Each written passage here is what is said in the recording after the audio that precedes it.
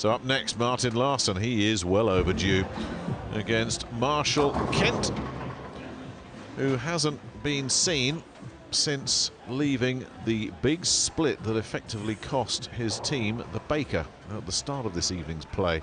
But it's Martin Larsen we're really concentrating on, the man who's never been on the losing side of a Weber Cup. 5 out of 5 he's been, but I think Martin will be the first to tell you he's not firing on all cylinders so far this year. Only 9 strikes so far, and a 45% strike rate, which is, well, it's below half, isn't it? That's not particularly good. No, just off the pace. Certainly hasn't lived up to his lucky nickname either. He's not had the best of fortunes, and here's Dom Barrett again, really just taking the lead in a captaincy role. You talk to see some of these other guys, they'll say, you know, when it's all going well, and you don't really hear a lot from the captain, but Barrett took this lot to one side earlier today, and they just had a real clearing of the air, and here he is very, very involved in trying to get Martin over his particular hump at the moment. This is interesting. Yeah, I think I just read his lips there, and Dom said, get more strikes, which is pretty good information, really. And how he would like a few more strikes, and how we're hoping, for Marshall Kent's sake, that he isn't going to have a hangover from his heavy lifting in this afternoon's session.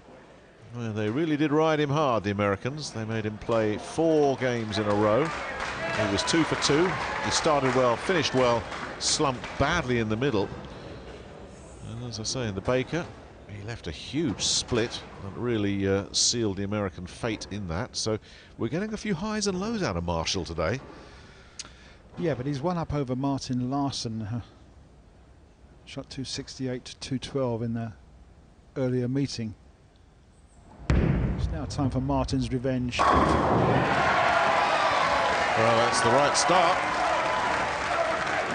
Just remember, it's a race to 19 points. These two teams locked at 9 apiece. The Americans have twice led by 3, only to be pegged back, but the Europeans have never managed to get in front.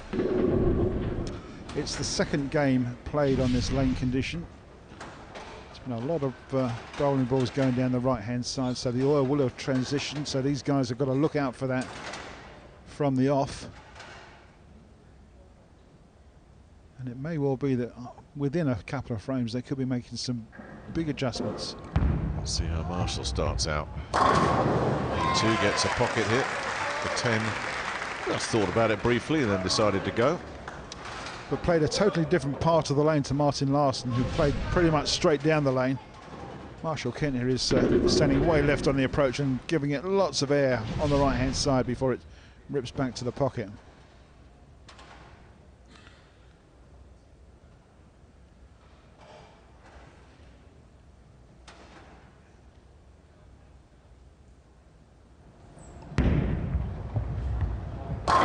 Larsen doubles.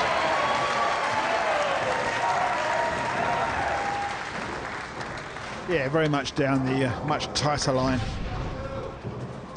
Just holds the ball up there, hits the rack, carries all 10. Now, when these two met, as you've referred to already, Larsen was well blown out in the final session, and the final match in this afternoon's session, 268 to 212, and we were watching this man here loft the ball in a significant tactical change. He was just letting the ball sail through the first 7-8 feet down the lane. And that was in response to a doubles match that he just played, where he really was all over the place. Here he is, working a spare, and he's not lofting this ball yet. Doesn't need to with these strikes. Yeah, now the reason he would loft it is because the heads of the lane, the first 6 to 8 feet, absolutely corrupted. All the oil had gone. And as soon as the ball was touching the lane, it was starting to jump left. So he wanted to cut out the first, as I say, 6 to 8 feet. And by doing that, how to do that? You loft the ball over it. And you bounce it. A little bit like our old friend Mika Koivunen used to do.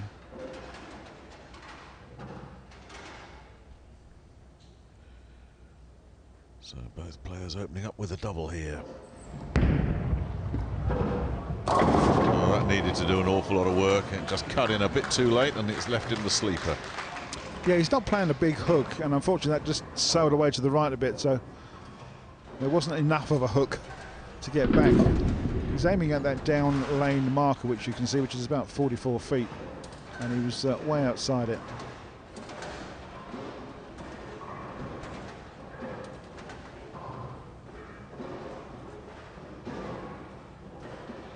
If you get this wrong, you send the pin one side and the ball the other side of that obscured pin. So you've got to just make sure you cut into that first pin, as Martin Larsen did just there. Yeah, we call it the sleeper, and yeah, you have to be quite accurate to pick up that back pin, which he did. Opportunity for Marshall Kent to take the lead here with another strike. He's looked solid here in the early going. As I say, with young Marshall, we're seeing highs and lows at the moment. Well, you can see how far left on the approach he's standing. He's right next to the ball return, and will try and wander even further left with his feet. Almost right out to the gutter. Oh, no, I talked about those highs and lows, Cass. You just never know what's coming with this guy at the moment.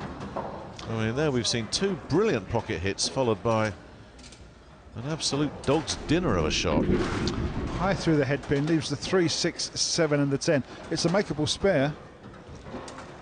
It's just got to clip that 3-pin right hand side, bounce it across.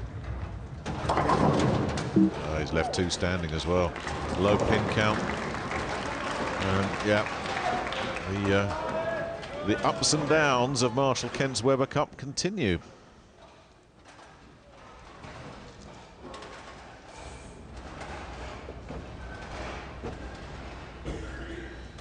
So it's advantage Martin Larsen here. Yeah, given the opportunity on that open frame. See if Larsen can bury one in there. No. Oh, he's got it. Now, sometimes, yeah, he's the first to say, yeah, okay. That's why they call me Lucky Larsen, because that did not look a good shot at all. Well, you can tell by the look on his face. Lucky Larsen's been oh so lucky. Let's have a look at this one in a little bit of slow motion. It's right. There's no way that's a strike. That is not the strike pocket. That's a spare shot. That's a split shot. That is. He knows it. He was the first to put his hands up and say, yeah, okay. He won't do that again, let me reassure you. He won't be playing that line. No. Marshall Kent's got to shrug off the open frame. As you say, really just favouring that left side, then cutting back in, and that was a much better, much cleaner hit. Yeah, third strike out of 4 frames to Kent. Just a 10-pin deficit in the 4th frame. Much better looking shot here. Right in the 1-3 pocket.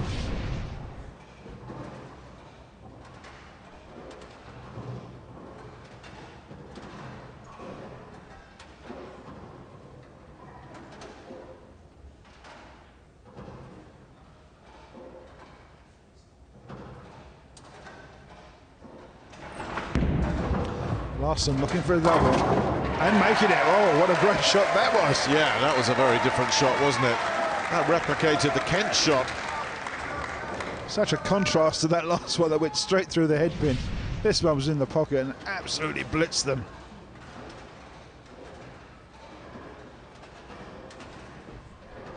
Here we go, watch this. The pins just explode sideways, don't they? Fantastic looking shot, 2 strikes in a row. Still early days, but it's the Swede with the advantage. Kent, who responded to that open frame with an absolutely textbook strike, will be looking for more of the same and gets it.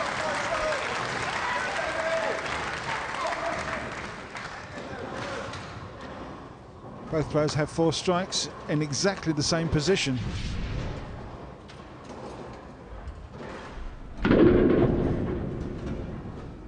Marshall Kent just staying with the game. Oh, he's tucked in nicely. I think Marshall is quite happy where he is right now. I think he'll be interested to see how Martin copes with the pressure of being a front runner. Yeah, I was just going to say, if you're the front runner, you've got to keep the pressure on your opponent, so you really need to keep striking. A bit like that. Because when you do strike, you force your opponent to match.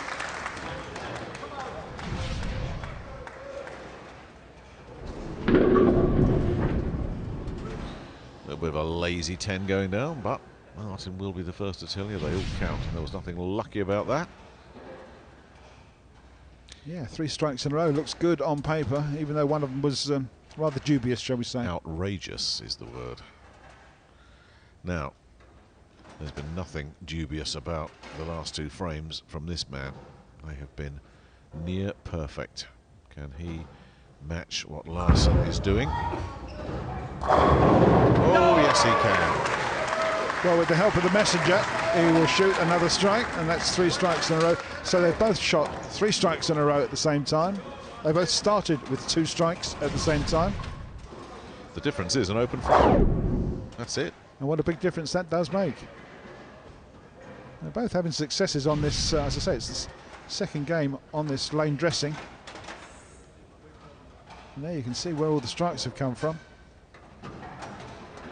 It's quite a good looking scorecard, even though Kent has got the open frame. Well, for both of them, I was just about to say, this is certainly the best we've seen of Martin Larsen so far. Can he keep it going here? Oh, the 7 hung around and thought about it and then said, OK, you can have another one, Martin. But Martin, you're using up some of your good fortune in this match. It was almost like slow motion, wasn't it? Those pins falling over. It's the 5 and the 7 pin, the last 2 to go. Oh, you lucky man. But it makes 4 strikes in a row. Martin Larsen, that's my name. So he stays in front. Now Kent will be just sitting in his own little zone mentally. Won't be thinking about what's going on in the other corner. He's just got to concentrate on his own business. His last 3 shots have been beautiful. Make that 4 in a row. And at one point Martin's going to start thinking, well, hang on, I'm under intense pressure here. No, he's fine. He's just still maintaining that 10-pin lead. They've both hit 4 strikes in a row. So both brought their A game to the lane this particular time of the evening, and it is becoming a strike fest. Well, we're down to frame 8. Martin's the man with the initiative. If he strikes out, he can't be caught. But knowing how well his opponent is now bowling, he will know he needs strikes and nothing less. And there's the streak comes to an end. And what a difference that makes. Well, that's pretty unfortunate. I mean, he's bowled some really good strikes, and this, you would say this really should have been. It's a fraction high on that head pin, and that's the reason there's 7 standing. Oh dear, Martin. And he was so lucky earlier on, wasn't he? Well, the fortune does balance out. What he's got to do is make absolutely sure of this 7 pin. But that now puts the ball firmly in the other court here in frame 8. If Marshall Kent goes off the sheet, he'll win the point. So the initiative has been tossed away here by Larsen. Just 1 pin standing up. Fine margins indeed. Well, you could tell that Martin realised that that could have been the frame that loses the game if this man keeps striking. And a strike here, and he will take the lead by a pin. And the last 4 have been so good. So he's properly dialed in. Is this the 5-bagger? Is this the lead? No. Can you believe Well, that? now what on earth would you change in that shot? Well, he's left a pocket 9 pin. Now, it's quite amazing to see that he's left that, actually. The ball has just cut back so hard. It's gone straight through the 5 pin and should have deflected onto that 9, but it hasn't. So much power in the ball. It's gone straight through the pin deck, through the 5 pin, leaving the solitary 9 standing on its own. To all intents and purposes, a perfect ball leaves a single pin. Well, we can dispatches it with a look of utter disgust, and the initiative is thrown back in the direction of Sweden. Yeah, just 10 pins in the lead now is Larsen. We're down to the foundation frame, frame number 9. We list Martin Larsen as coming from Gothenburg, which is not quite geographically true. It's just that nobody on our crew can either pronounce or spell the town that he does come from. But Gothenburg it is, Sweden it is, Europe it is, and it could be a first Europe lead if he nails this one, which he does.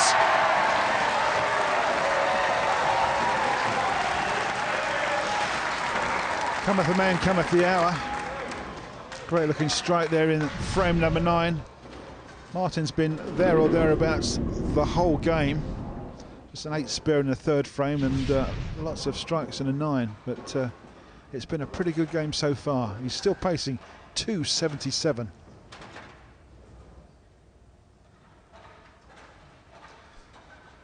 And to stay with any chance, Marshall Kent has to hit a strike here. Yeah, nothing else will do. So unlucky last time up, but bowling really well apart from that one open frame. And how costly could that prove to be? There he is, another really good solid pocket hit, all 10 down, but there's nothing he can do now except hope that Martin Larsen does not strike. If Larsen strikes, there's nothing Marshall Kent can do about it. And if Martin Larsen hits a 9 spare 19 and Marshall Kent gets a strike, he will win by a pin. Well, this one of the pivotal moments in this year's Weber Cup. A strike gives Europe its first lead. Anything less, and the Americans can steal this one.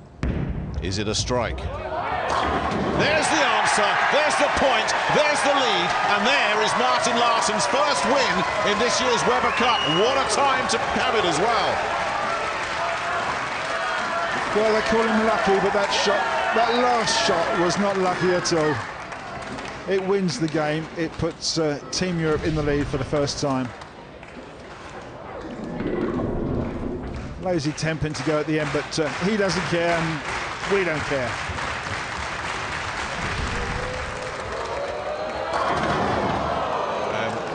And that just sums it up for Marshall Kent, who's bowled a pretty good game, it has to be said. 2-5-6, and he's going to be on the wrong end of this. Real high quality match, this one. Really good. And really good. Going back to the perspective again, it's been Stuart Williams and Martin Larsen that Don Barrett was saying earlier. They needed to step up and come up. They've both won important singles matches tonight. Europe have completely dominated this Saturday night session in front of a really big crowd as well. And that American lead has been whittled away, and now it has gone completely as the European ascendancy continues. They lead this one 10-9 now, courtesy of Martin Larsen's victory over Marshall Kent.